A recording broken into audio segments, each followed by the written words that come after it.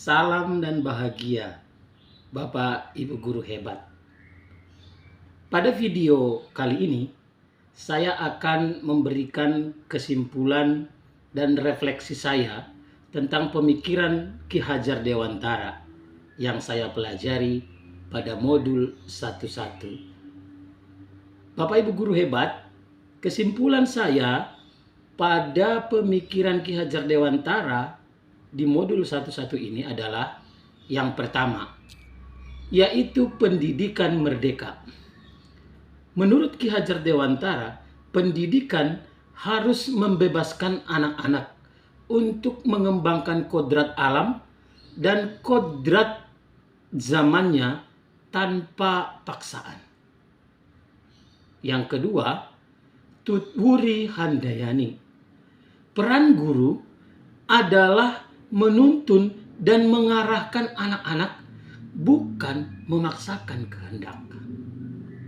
Yang ketiga adalah Ingmadya Mangunkarsa. Guru harus mampu membangun semangat dan motivasi belajar anak-anak didik. Yang keempat, kesimpulannya adalah tripusat pendidikan. Menurut Ki Hajar Dewantara, pendidikan harus berpusat pada anak, berpusat pada guru, dan berpusat pada masyarakat. Dan yang terakhir, kesimpulan saya tentang filosofi pemikiran Ki Hajar Dewantara mengenai pendidikan ini adalah kolaborasi. Pendidikan membutuhkan kolaborasi antara guru, orang tua, dan masyarakat luas. Nah, itulah kesimpulan saya yang saya dapatkan pada modul 11 ini mengenai pemikiran dan filosofi Ki Hajar Dewantara tentang pendidikan. Jadi saya ulangi, yang pertama tadi adalah pendidikan merdeka. Kemudian yang kedua adalah Tutwuri Handayani. Kemudian yang ketiga adalah Ingmadya Mangunkarsa. Yang keempat adalah tripusat pendidikan. Yang kelima adalah berkolaborasi. Demikian Bapak Ibu kesimpulan saya. Kemudian saya masuk kepada refleksi. Guru hebat, pada bagian yang kedua ini saya akan mencoba merefleksikan hasil pembelajaran yang saya dapatkan ketika belajar modul 11 pada Learning Management System CGP angkatan 10 ini. Yang pertama, sebelum mempelajari modul ini, konsep dan pemikiran saya adalah saya percaya bahwa murid adalah individu yang pasif, yang hanya menerima seluruh informasi dari guru. Mereka pasif untuk hanya menerima. Yang kedua, konsep dan mindset saya, pembelajaran di kelas itu harus terstruktur, harus terpusat pada guru. Dan yang ketiga, mindset atau pemikiran saya tentang pendidikan ini adalah peran guru adalah sebagai pengajar dan pemberi informasi. Dan hal itu secara nyata sering sekali saya lakukan ketika proses pembelajaran di kelas. Sehingga kecenderungan yang saya lakukan adalah saya adalah guru pemaksa. Artinya apa? Guru pemaksa, saya harus memaksa murid-murid atau peserta didik itu melakukan apa yang saya sampaikan, apa yang saya perintahkan. Jadi mereka lebih banyak pasif dan hanya sebatas menerima.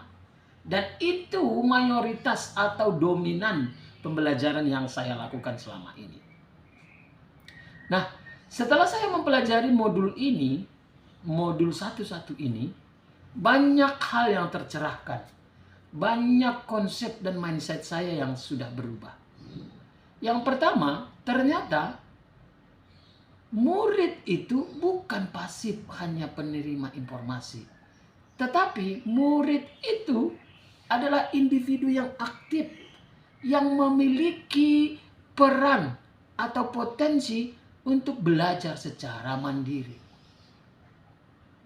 Kemudian yang kedua, setelah mempelajari modul ini, pembelajaran di kelas itu ternyata harus berpusat pada murid-murid dan memberikan ruang yang luas untuk eksplorasi dan kreasi oleh para peserta didik. Kemudian yang ketiga, peran saya sebagai seorang guru ternyata adalah sebagai seorang fasilitator dan motivator yang siap untuk membantu para murid untuk belajar.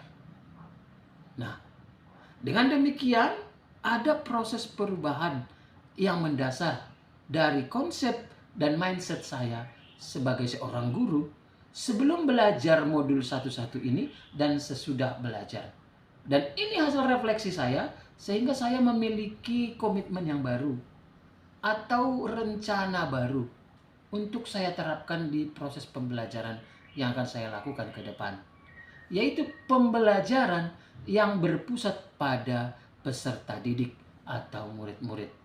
Saya akan berperan lebih banyak menjadi seorang fasilitator dan juga motivator untuk mendukung para peserta didik untuk berkreasi dan berkreativitas di dalam kelas pada proses pembelajaran.